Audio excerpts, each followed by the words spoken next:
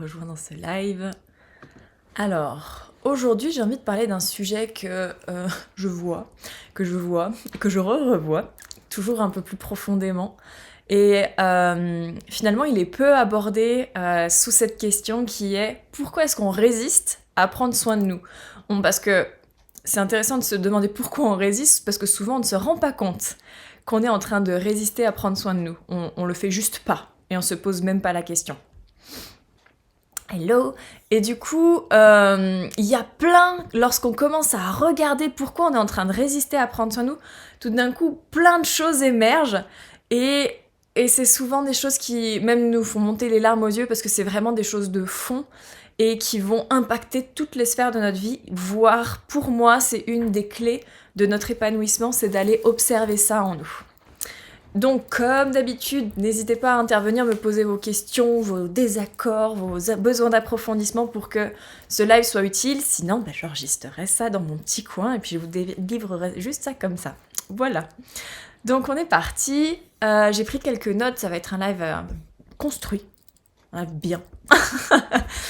Et donc, pour commencer, il faut partir de la base, c'est qu'on nous a pas appris à prendre soin de nous. Voire même qu'on nous a appris plutôt l'inverse, voire que c'était mal.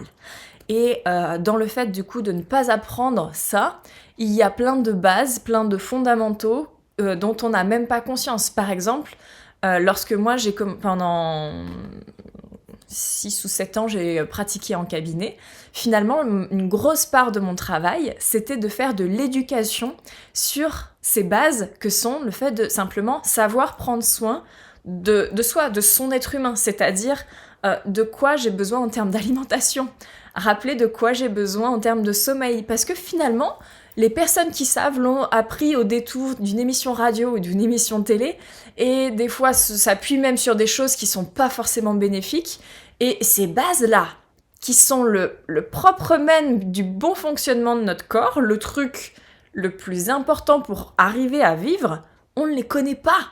C'est quand même dingue de se dire que on a passé autant de temps sur les bancs d'école et cette base de quoi mon corps il a besoin pour se sentir bien et bien fonctionner, on sait pas. Moi je trouve ça sidérant maintenant. Donc, de quoi j'ai besoin en termes d'alimentation, de quoi j'ai besoin en termes de repos, pourquoi c'est important, ça fait partie des choses qui est nécessaire de connaître et ça vient soit de connaissances qui vont être amenées de façon intellectuelle. Ok, bon, tu as étudié les nutriments, les machins, comment ça fonctionne, nanana, comment on compose une assiette. Ça, c'est des trucs qu'on voit dans Vivre éveillé, parce que c'est la base. C'est vraiment pas le cœur du programme, mais disons que sans ça, tu peux t'élever spirituellement, hein, mais du coup, le corps, c'est quoi sa place dans ta vie ? Il a une place centrale en fait. Et c'est quelque chose qui est beaucoup oublié d'ailleurs dans la spiritualité. Le corps, il est... Genre, on doit se détacher de tout ce qui est du corps. Ouais, mais bon, n'empêche qu'on est sur Terre, hein, désolé. Du coup, pour moi, c'est quand même, voilà, des choses qui sont nécessaires. Et donc, ça vient soit par quelque chose de mental, soit par un apprentissage de l'ordre de l'écoute de nos ressentis, de l'écoute de nos besoins. Et ça aussi, c'est une capacité. On a beau avoir passé autant d'années à l'école, on ne sait pas faire cette action, on ne sait plus faire cette action hyper simple et instinctive qui est d'écouter nos besoins. Les enfants savent.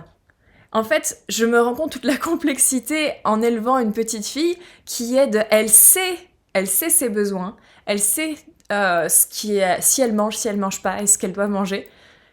Mais mon job, c'est de ne pas la parasiter en lui disant « Non, il faut manger à telle heure, c'est obligé, sinon c'est pas bien. » Parce qu'on m'a éduquée comme ça. Et du coup, de me dire « Tais-toi, fais-lui confiance », tout en sachant que ce qui est proposé à la maison, ça n'est pas chips, soda et autres trucs hyper sucrés ou hyper trafiqués, c'est des aliments qui vont être, on va dire, de base, qui permet que en fait, le corps, intuitivement, il sait s'il a envie d'une pomme ou s'il a envie de viande ou s'il a envie d'une pomme de terre ou de riz. Mais dès qu'on commence à trafiquer ces ingrédients et que ça devient plus complexe, on va modifier les goûts. On peut même te faire croire qu'il y a une fraise dans le yaourt, mais il n'y en a pas. Là, voilà, on vient brouiller nos récepteurs. Mais si on reste sur des trucs de base, on sait.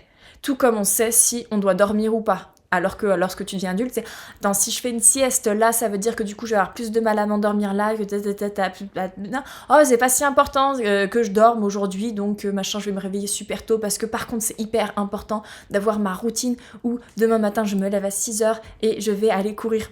Je sais pas si vous voyez le truc, en fait on vient tout parasiter parce que la base, on ne sait plus la faire.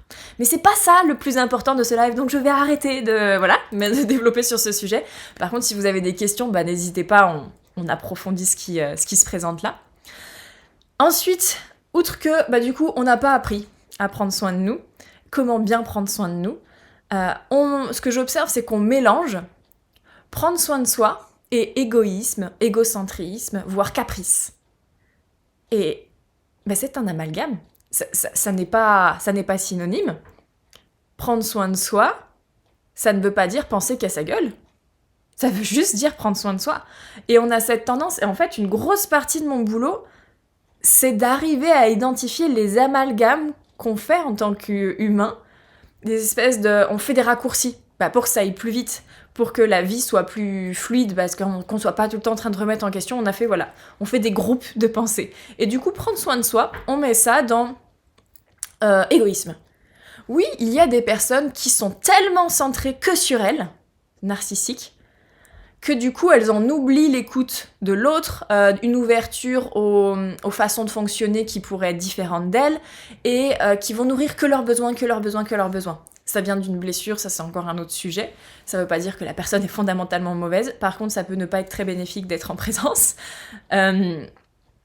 Mais du coup, prendre soin de soi, on a fait ce truc-là. On a cette image souvent d'une femme qui prend soin d'elle. Voilà, elle est pleine de bijoux, elle est riche, elle pense qu'à sa gueule. Si t'as besoin d'aide, elle ira te dire d'aller te faire foutre. Non. Prendre soin de soi, c'est prendre soin de soi. La vie n'est pas noir-blanc. Il n'y a pas ceux qui prennent soin de pas d'eux, qui sont altruistes et qui vont tout le temps aider les autres, et les grosses connasses ou connards qui prennent tout le temps soin d'eux et qui ne voient jamais les autres. C'est une pensée tellement binaire, et elle est fausse par essence, parce que la vie n'est jamais noire ou blanche, elle est fluide. Et à l'intérieur d'une personne qui aurait su trouver cet équilibre entre écoute de l'autre, bienveillance, et prendre soin de soi à une juste mesure pour continuer à bien fonctionner, elle va vivre plein de moments où des fois elle prendra plus soin d'elle, des fois elle prendra plus soin des autres, des fois elle va tellement prendre soin des autres, elle s'est oubliée, elle va revenir. La vie est mouvement. La vie n'est pas compartimentée, ça n'est pas noir et blanc. Et ça, c'est hyper important que ça devienne de plus en plus clair à notre esprit, et on va avoir ce réflexe qui revient de encore plus chez les femmes, parce qu'il y a un formatage qui est vraiment fait sur de moins en moins, mais en vrai il reste encore bien ancré, je trouve, sur le fait que une femme est là pour être mère, et elle doit être une bonne mère, donc ça doit être normal et instinctif pour elle qu'elle se sacrifie pour les besoins de son enfant, voire culturellement il y a un peu du mari. Et du coup, prendre soin de soi, dès que ce genre de personnes qui ont ça de profondément ancré, mais je trouve, dès que je gratte, que je le trouve quand même plus ou moins chez toutes les femmes, même les plus féministes d'entre nous, je trouve que voilà, on trouve facilement ça, et il y a tout de suite la pensée de je suis égoïste. Non, c'est faux. Donc voilà pour le point des amalgames. L'invitation, c'est d'arriver à trouver l'équilibre. Il y a un endroit où on peut tout faire. Et du coup, on se sent bien. J'aimerais aussi, et franchement, j'aimerais beaucoup vos réponses. J'aimerais qu'on se demande en quoi prendre soin de soi, c'est mal. Et ça vaut le coup de se la poser, cette question. Pourquoi c'est mal de prendre soin de soi? Parce qu'en fait, si on résiste à prendre soin de soi, c'est qu'il y a souvent ça en fond. Et donc, on veut pas être une mauvaise personne. Comme ça, on est aimé, comme ça, on va au paradis. Mais du coup, c'est important d'y répondre. Pourquoi tu crois ça? Et en plus, ce que je trouve marrant et paradoxal, c'est que, en vérité, on est tous centrés sur notre nombril. On pense que la Terre, nous en sommes le centre et que le reste tourne autour de nous, comme ça. Quand quelqu'un nous a dit un truc de blessant, c'est voilà, on a été blessé, il a fait du mal à nous. Quand il se passe, c'est toujours en rapport avec nous. On ramène tout le temps tout à nous.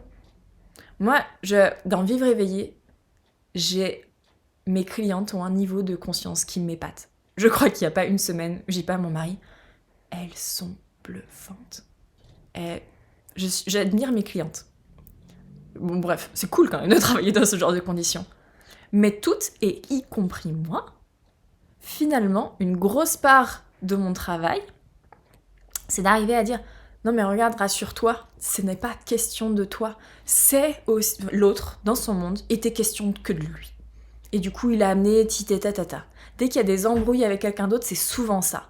T'inquiète pas, ça n'était pas question de toi. Mais du coup, ça montre à quel point nous, humains, on est beaucoup centrés sur notre nombril. Mais il faut qu'on pense aux autres. Il faut pas que les autres s'aperçoivent qu'on pense autant à nous. Sinon, on est une mauvaise personne. On rejoint l'amalgame qui est fait. Bref, en quoi penser à toi est mal. Prendre soin de toi est mal. Ensuite, qu'est-ce que je m'étais noté? Ah oui. En général, dites-moi si quelque chose vous vient dans les excuses, prétextes, les trucs qui nous viennent en premier sur en fait pourquoi tu prends pas soin de toi. C'est quoi le truc spontanément qui te vient? Et je suis curieuse de voir si j'ai pensé à tout en fait. Parce que ce que j'observe le plus souvent, c'est j'ai pas le temps. Je vois un petit. Ouais, j'ai pas le temps. Ça, c'est en tout cas, je m'en sers super bien de celle-là. J'ai pas le temps. Oui, mais pourquoi t'as pas le temps? Parce que c'est pas ta priorité. Parce qu'en fait, t'as le temps de travailler. T'as le temps de faire à manger pour les enfants. T'as le temps d'aller écouter une copine qui va pas bien. Mais t'as pas le temps d'aller te faire masser. Et ouais. Mais du coup, ça veut dire quoi? En réalité, ça veut pas dire que t'as pas le temps. Ça veut dire je ne suis pas ma priorité. Prendre soin de moi, c'est pas ma priorité. Ça veut surtout dire ça. Pas le bon environnement ou le temps. Ah, pas le bon environnement, j'y ai pas pensé. Qu'est-ce que ça voudrait dire du coup, pas le bon environnement? C'est genre, c'est pas assez facile de trouver un truc pour prendre soin de toi, c'est ça que tu veux dire? Ou tu es dans un environnement où personne prend soin de soi et du coup, ça serait très mal vu de l'extérieur. C'est dans quel sens que tu dis ça? Je continue à dérouler en attendant ta réponse. De ne pas être sa priorité, ça veut dire, moi, c'est pas important. Et ça, là, on commence à toucher le cœur de pourquoi on prend pas soin de soi. Mais je vais approfondir un peu après. Donc, j'attends les précisions sur c'est pas le bon environnement. Et l'autre chose que je vois et qui est géniale, c'est j'ai pas l'énergie pour prendre soin de moi. Parce que souvent, on n'a tellement pas pris soin de nous que du coup, on en est fatigué et ça vient nous demander un gros effort pour pouvoir prendre soin de nous. Et là, ce qui est ironique, c'est que en fait, c'est justement en prenant soin de toi que tu vas avoir l'énergie. Donc ça veut dire qu'il y a un moment, on va être obligé de consciemment, entre guillemets, se forcer, se mettre un coup de pied au cul pour prendre soin de nous afin que l'énergie revienne et prendre peut-être même encore plus soin de nous.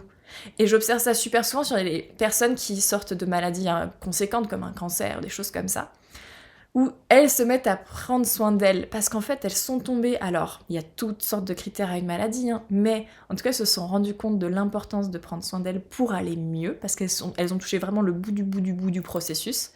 Je ne dis pas qu'on a un cancer uniquement parce qu'on ne prend pas soin de soi, mais ça fait partie quand même à quelque part du package.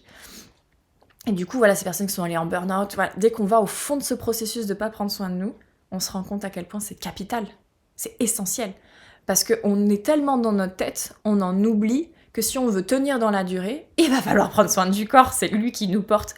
Ok, on est une âme, ok, on a plein de potentiel en nous, mais si ton corps il crève la dalle, bah tu vas pas aller très loin. Et si tu le nourris n'importe comment, ton corps, c'est une voiture. Si tu roules à l'essence et que tu lui donnes du gasoil, donc en gros si tu bouffes de la merde, bah ne roule pas très loin. Perso, pour avoir un lieu calme ou pas de bonnes ondes.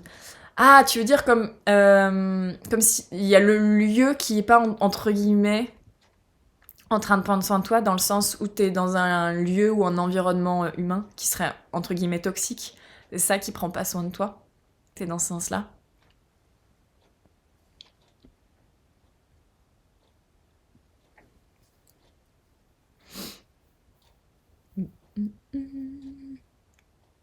Bon, je continue en attendant ta réponse.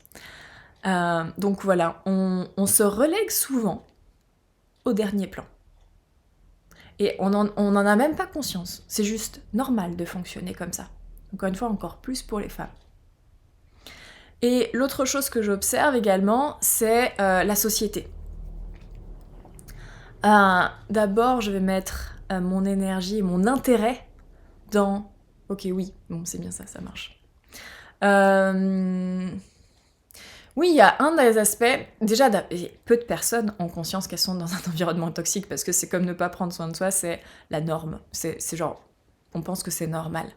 Et donc, prendre conscience de ça, c'est le plus dur, et c'est le plus important. Et ensuite, il y a effectivement de se dire, ok, vu que moi je compte, vu que prendre soin de moi c'est important, c'est à mettre en tête de liste, on va vraiment comprendre ça au bout du bout à la fin, j'ai besoin de changer d'environnement, effectivement. Mais pour ça, on peut avoir plein de freins comme le temps, l'argent, machin, hein, et c'est en fait... moi, je suis arrivée à un endroit où je suis assez satisfaite, mais il y a encore des défauts.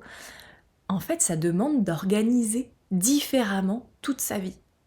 différemment de la norme de notre société. Il y a des gens qui n'ont pas grand-chose à faire pour changer, il y a des gens comme moi qui ont eu pas mal de